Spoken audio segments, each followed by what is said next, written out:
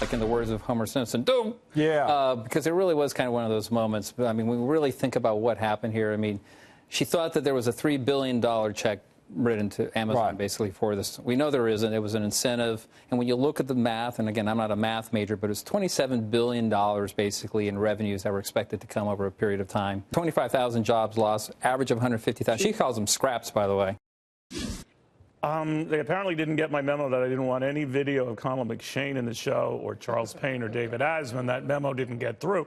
But having said that, that was the guy who created from the Jobs Creators Network this billboard that's prominently displayed in New York's Times Square, reading 25,000 lost New York City jobs, $4 billion in lost wages, $12 billion in lost economic activity for New York. Thanks for nothing, AOC, obviously referring to Alexandria Ocasio-Cortez.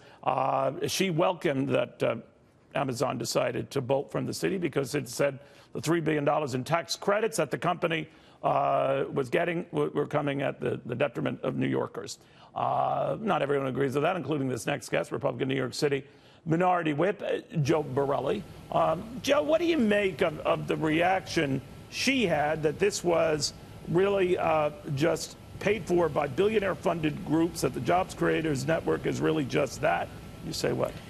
Neil, I wish the billboard was bigger. I mean, frankly, I'm not concerned with who the job network creators are and who their backers are, anything like that. The problem is that it's 100% accurate, Neil. There are 25,000 potential jobs that New Yorkers will not get. These are real jobs. These are careers. People like AOC, people like other Democratic politicians here in this city have spent hours, weeks, months, years trying to fight for minimum wage increases. This is a company that wanted to come and pay 4, 5, 6 times the minimum wage and really give New Yorkers a path out of poverty. I mean, this is something that it just fundamentally is so sad that someone could wear their naivety on their sleeve and be proud of it at the expense of real New York families.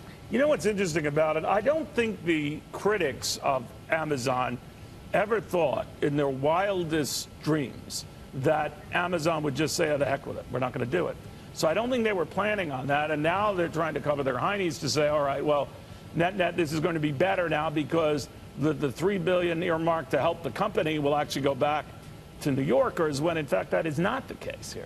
Right, and that's part of the problem, is that she poisoned the well for New York residents to give them this idea that this 2.5 at the end of the day, some of that money could be actually be redirected, but $2.5 billion would go to addressing some of the real problems that people of this city face. I mean, it was wrong, it was incorrect, it was inaccurate, and she used that to justify why she was doing what she was doing. There's a real cost to be paid from not having Amazon here, and you're absolutely right.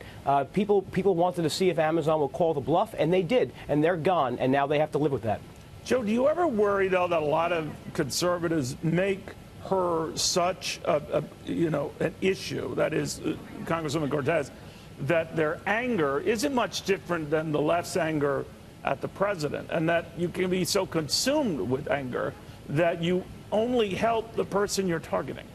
Well, I don't think it's about being consumed with anger over AOC. I think it's about addressing the fact that she really is the one driving the message of the Democratic Party. I mean, she came out with the Green New Deal last month, and it was wildly absurd in some of its, fantasy ideas. And yet you saw all the Democratic nominees for president. I mean, people who we probably should be taking more seriously as politicians than AOC, but they all jumped on her lead and followed her in the bandwagon. I mean, this is who the media has chosen. And frankly, she has tried to assume this role. But this is who the Democrats have championing their message and basically establishing what their plan of attack is for the next 2 years. But, there might be something what you say, because some of those prominent Democrats, including Senator Durbin in Illinois, are stepping back from a lot of her calls and a lot of her more, over-the-top spending plans. So it's as if they've either read polling data or other things that I'm not familiar with and say, we better dial this back. What did you make of that?